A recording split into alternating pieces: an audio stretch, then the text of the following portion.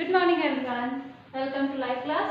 आज हम अपनी हिंदी ग्रामर की क्लास में पार्ट 2 शब्द भंडार पढ़ेंगे। बेटा शब्द भंडार, भंडार यानी जहाँ बहुत सारे प्रकार के शब्द इकट्ठे हों, है ना। तो इसके लिए हम सबसे पहले शब्द पढ़ते हैं कि शब्द ही क्या है। जब हमें शब्द ही नहीं पता तो हम आगे उसके भंडार के बारे में कैसे पता लगा सकते हैं।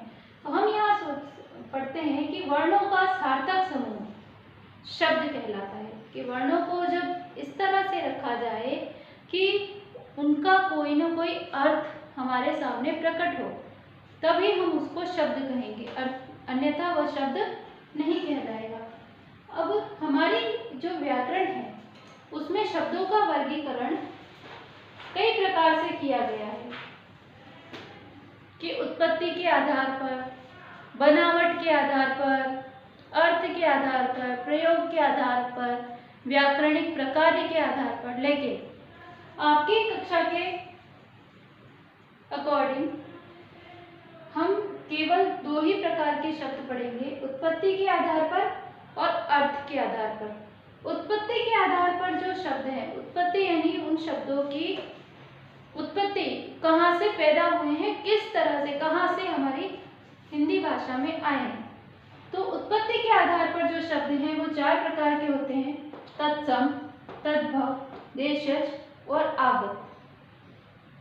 तत्सम शब्द, तत्सम शब्द वे होते हैं जो सीधे संस्कृत से आए हैं और उनका वही रूप जो संस्कृत में काम में आता है वही रूप हमारी हिंदी में भी काम में लिया जाता है, वे कहलाते हैं तत्सम शब्द। दूसरा होता है तद्भव। तो तद्भव शब्द वे होते हैं जो संस्कृत के हैं लेकिन उनका बदला हुआ रूप हिंदी भाषा में प्रयोग में लिया जाता है। देशज शब्द जो हमारी आम बोलचाल की भाषा के शब्द होते हैं, जो हमारी आम बोलचाल की भाषा यानी हमारे जो आसपास स्थानीय परिवेश में जो शब्द बोले जाते हैं वे हमारी हिंदी भाषा में सम्मिलित हो गए हैं, उसी प्रकार से सम्मिलित हुए हैं जिस प्रकार से वे बोले जाते हैं, वे कहलाते हैं देशज शब्द। और लास्ट है आगत। आगत यानी विदेशी। आगत शब्दों को हम विदेशी शब्द भी कहते हैं। आगत यानी आए हुए, विदेशी यानी विदेशी, विदेश से। तो बाहर यानी भारत से बाहर की जो भाषाएं हैं वहां से आए हुए ऐसे शब्द जो हिंदी में सम्मिलित हो गए हैं, ऐसे शब्द वो कहलाते हैं आगत या विदेशी शब्द। वो हैं आपके अंग्रेजी शब्द, उर्दू शब्द, फारसी शब्द, पुर्तगाली शब्द, तुर्की शब्द। ये शब्द जो हैं अपनी हिंदी भाषा में सम्मिलित हो गए हैं। अब अर्थ के आधार पर शब्द वे होते हैं कि वो हमें किस प्रकार उनका अर्थ हमारे सामने प्रकट होता है। तो वो कई प्रकार के होते हैं, जैसे पर्यायवाची शब्द। ऐसे शब्द जो समानार्थक शब्द होते हैं यानी एक दूसरे का समान अर्थ देते हैं, वे कहलाते हैं पर्यायवाची शब्द। दूसरा है विलोम शब्द,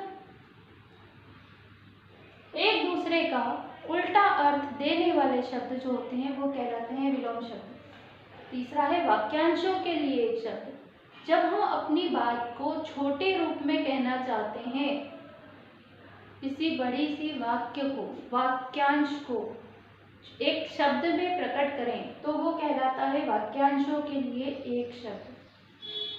अनेकार्थी शब्द,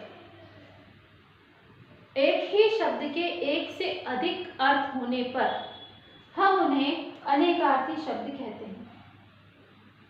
नेक्स्ट, श्रुति समभिन्नार्थक शब्द। ऐसे शब्द जो सुनने में तो समान होते हैं लेकिन उनका अर्थ भिन्न होता है, वो कहलाते हैं श्रुति समभिन्नार्थक शब्द। और है एकार्थक शब्द। एकार्थक शब्द वे होते हैं जो हमें लगता है